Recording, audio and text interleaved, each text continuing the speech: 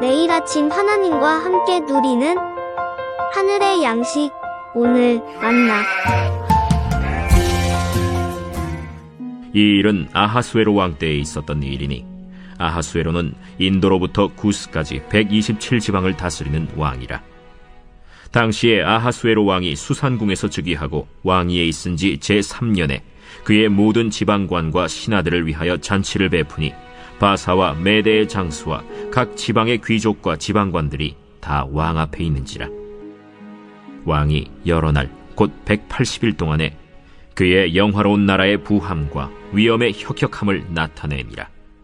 이 날이 지남에 왕이 또 도성수산에 있는 귀천간의 백성을 위하여 왕궁 후원들에서 7일 동안 잔치를 베풀세 백색, 녹색, 청색 휘장을 자색 가는 배줄로 대리석 기둥 은고리에 매고 금과 은으로 만든 걸상을 화반석, 백석, 운모석, 흑석을 깐 땅에 진설하고 금잔으로 마시게 하니 잔의 모양이 각기 다르고 왕이 풍부하였으므로 어주가 한이 없으며 마시는 것도 법도가 있어 사람으로 억지로 하지 않게 하니 이는 왕이 모든 국내 관리에게 명령하여 각 사람이 마음대로 하게 함이더라. 왕후 와스디도 아하수에로 왕궁에서 여인들을 위하여 잔치를 베푸니라. 제7일에 왕이 주흥이 일어나서 어전 내시 무후만과 비스다와 하르보나와 빅다와 아박다와 세달과 가르가스 7사람을 명령하여 왕후 와스디를 청하여 왕후의 관을 정제하고 왕 앞으로 나오게 하여 그의 아리따움을 뭇 백성과 지방관들에게 보이게 하라 하니 이는 왕후의 용모가 보기에 좋음이라. 그러나 왕후 와스디는 내시가 전하는 왕명을 따르기를 싫어하니 왕이 진노하여 마음속이 불붙는 듯 하더라. 왕이 사례를 아는 현자들에게 묻되 왕이 규례와 법률을 아는 자에게 묻는 전례가 있는데 그때 왕에게 가까이하여 왕의 기색을 살피며 나라 첫자리에 앉은 자는 바사와 메대의 7지방관 곧 가르스나와 세달과 아드마다와 다시스와 메레스와 마르스나와 무무간이라. 왕후 와스디가 내시가 전하는 아하수에로 왕의 명령을 따르지 아니하니 규례대로 하면 어떻게 처치할까? 무무간이 왕과 지방관 앞에서 대답하여 이르되 왕후 와스디가 왕에게만 잘못했을 뿐 아니라 아하수에로 왕의 각 지방의 관리들과 뭇 백성에게도 잘못하였나이다.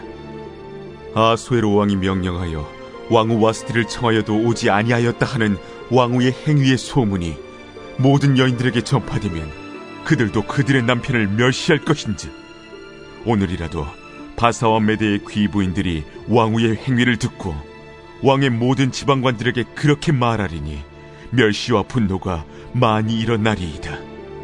왕이 만일 좋게 여기실진데 와스디가 다시는 왕 앞에 오지 못하게 하는 조서를 내리되 바사와 메대의 법률에 기록하여 변개함이 없게 하고 그 왕후의 자리를 그보다 나은 사람에게 주소서. 왕의 조서가 이 광대한 전국에 반포되면 귀천을 막론하고 모든 여인들이 그들의 남편을 존경하리이다. 왕과 지방관들이 그 말을 옳게 여긴지라.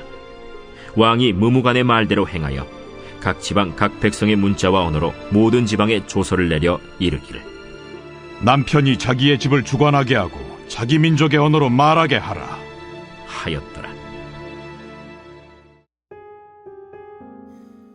오늘부터 우리가 함께 살펴보게 될 에스더서의 말씀은 페르시아 왕궁의 역사와 함께 시작되고 있습니다. 예레미야 선지자에게 말씀하신 하나님의 언약대로 유다의 백성들은 이 바벨론에서의 약 70년간의 포로 생활을 마치고 자신의 고국으로 1차 귀환을 하게 됩니다. 그러나 여전히 많은 유다의 백성들은 이 고국으로 돌아오지 못한 채 페르시아의 통치 아래 살고 있었던 거죠. 오늘 본문 1절 말씀을 보면 이렇게 기록하고 있습니다. 이 일은 아하수에로 왕 때에 있었던 일이니 아하수에로는 인도로부터 구스까지 127지방을 다스리는 왕이라. 아하수에로 왕의 통치 아래 페르시아는 거대한 제국으로 성장했습니다. 그러나 페르시아 제국을 구성하는 수많은 민족과 정치인들의 알력과 다툼은 극에 달했던 상황이었던 거죠. 우리가 앞으로 계속해서 살펴보게 될 것이지만 이러한 상황 속에서 페르시아 왕의 총애를 받고 있었던 하만이라는 자의 괴략으로 인해 유대인들이 모두 죽게 될 위기에 처하게 됩니다. 그러나 언약에 신실하신 하나님께서는 그의 백성을 친히 보호하시고 구원하여 주시는 거죠. 따라서 우리는 이 에스더서의 말씀을 통해서 세상의 모든 역사를 주관하시고 그의 백성을 구원하시는 하나님의 신실하신 은혜를 발견할 수 있게 된다라는 겁니다.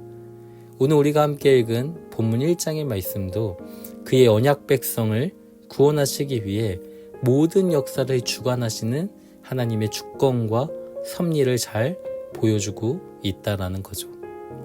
먼저 1절 말씀을 다시 한번 보시면 페르시아의 아하수에로 왕은 인도로부터 구스까지 127개의 지방을 다스리는 왕이었다라고 말씀합니다.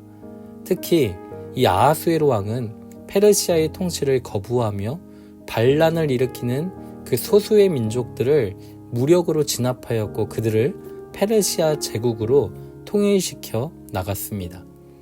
그는 이 페르시아 제국을 보다 효율적으로 다스리기 위해 행정구역을 나누어 자신의 최측근들에게 맡겨 다스리도록 하였습니다. 또 페르시아를 127개의 도로 나누어 방백들에게 맡겨 통치하도록 하였던 거죠. 사실 이 아하수에로 왕이 이와 같은 권세를 가질 수 있었던 것은 하나님께서 주신 은혜의 결과였습니다. 하나님께서는 교만한 바벨론을 멸하시고 하나님의 백성을 해방시켜 고국으로 돌려보내시기 위해 페르시아 제국을 이처럼 크게 일으키셨던 거죠. 그러나 페르시아의 왕들은 하나님의 뜻을 깨닫지 못하였습니다. 교만하여 자신들의 이름을 드러내길 좋아했던 거죠. 이 본문에 기록된 아하수에로 왕도 마찬가지였습니다. 오늘 본문 3절 말씀을 보니까 무엇이라고 기록되어 있습니까? 이 아하수에로 왕이 수상궁에서 왕이 된 지 3년 만에 엄청난 규모의 잔치를 베풀었다라고 기록하고 있습니다. 페르시아 제국의 장군들을 비롯하여 각 지방의 귀족들과 모든 방백들을 다 초청하여 그들을 위로하는 특별한 잔치를 베풀었던 거죠. 그런데 이 잔치의 가장 큰 목적이 무엇이었습니까? 본문 4절 말씀을 보면 이렇게 이야기합니다. 그의 영화로운 나라의 부함과 위엄의 혁혁함을 나타내기 위함이라고 말씀하고 있죠. 그러니까 페르시아 제국이 지닌 그 부요함과 위엄을 온 천하에 알리기 위한 목적으로 이 아하수에로 왕은 잔치를 베풀었다라는 겁니다. 그런데 그 잔치가 무려 며칠 동안 이어졌습니까? 180일, 약 6개월 동안 성대한 잔치가 베풀어졌음을 성경은 말씀하고 있는 거죠. 그런데 잔치는 이것이 끝이 아니었습니다. 5절 말씀을 보니까 이 왕은 빈부귀천을 가리지 않고 수산에 있는 백성들을 다 초청하여 왕궁들에서 7일 동안 또 다른 잔치를 베풀게 됩니다. 이 잔치에서는 누구도 까다로운 그 궁중의 법도를 지키지 않아도 됩니다. 마음껏 마시고 자기 마음대로 즐길 수 있는 이 쾌락의 너그러움이 허용되었던 거죠.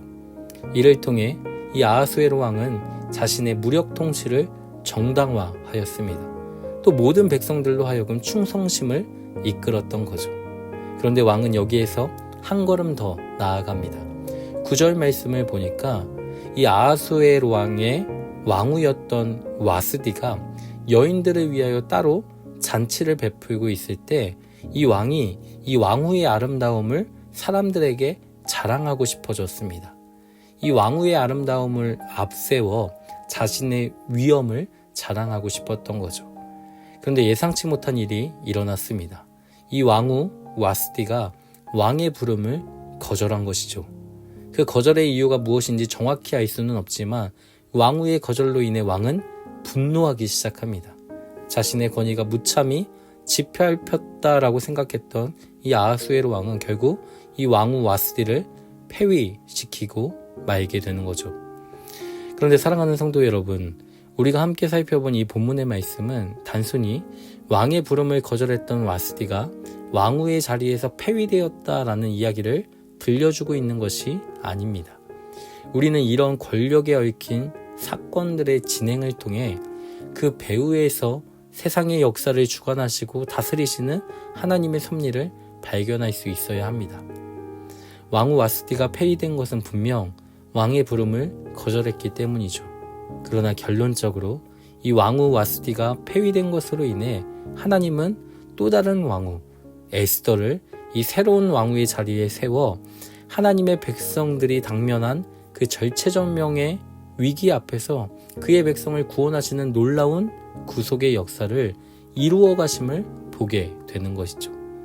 그런데 사랑하는 성도 여러분, 이러한 놀라운 구속의 역사는 당시 페르시아 제국 안에서 일어난 어떠한 특별한 사건이 아니라 오늘의 살아가는 우리의 삶에 동일하게 일어나고 또 동일하게 이루어지고 있는 일이라는 겁니다.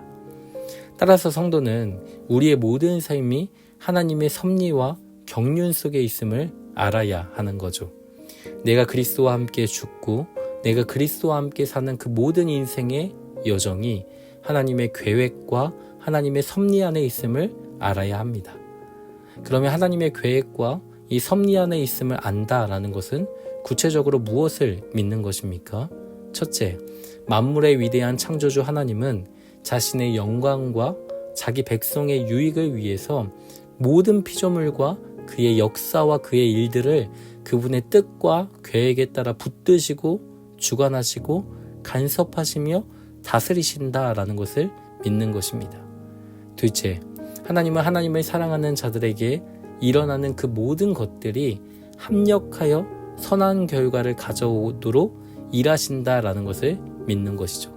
셋째, 하나님은 우리의 인생 속에서 하나님 자신의 뜻과 계획을 이루어 가실 때 그의 주권을 행사하신다라는 사실을 믿는 것입니다.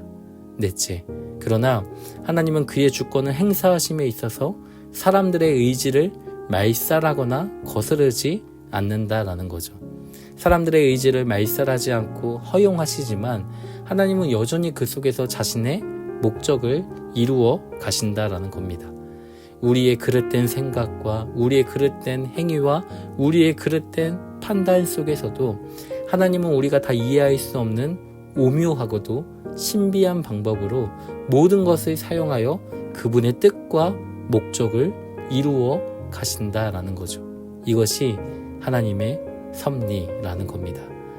따라서 사랑하는 성도 여러분, 오늘도 우리의 모든 삶이 하나님의 계획과 하나님의 섭리 안에 있음을 믿고 상황과 환경 앞에 좌절하거나 낙심하지 말고 합력하여 선을 이루어 가시는 하나님을 더욱 의지할 수 있는 우리가 되기를 소망합니다.